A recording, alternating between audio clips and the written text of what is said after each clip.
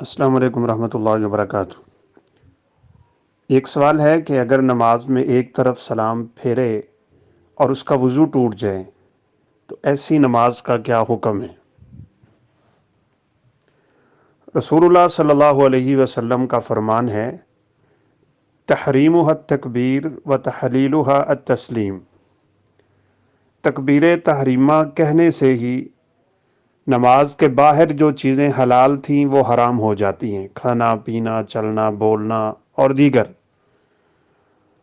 اور فرمایا کہ تحلیلها التسلیم، سلام کہنے کے ساتھ ہی وہ چیزیں حلال ہو جاتی ہیں۔ اس حدیث کا ظاہر یہ ہے کہ ایک سلام کہنے سے انسان نماز سے نکل جاتا ہے، دوسرا سلام کہنا سنت ہے، اور اس کی بہت بڑی دلیل یہ ہے جس کا ہمارے معاشرے میں تصور نہیں ہے اور نہ لوگ اس پہ عمل کرتے ہیں، الا کہیں الحمدللہ دیکھا ہے کہ آپ صلی اللہ علیہ وسلم نے ایک سلام بھی پھیرا ہے، یعنی پھیرنا تو نہیں ہوتا، ایک سلام کہنا ہوتا ہے، سیدھے بیٹھے بیٹھے ہی۔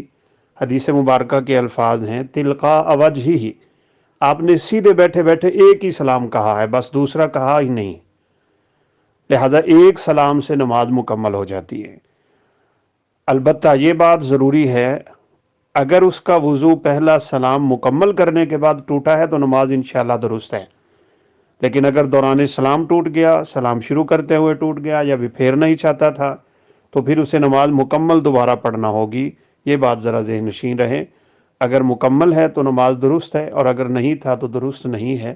دوسرا سلام اگر نہیں بھی وہ پھیر پاتا یا وضو ٹوٹ جاتا ہے تو اس کی نماز انشاءاللہ درست ہوگی۔ واللہ اعلم۔ السلام علیکم ورحمۃ اللہ وبرکاتہ۔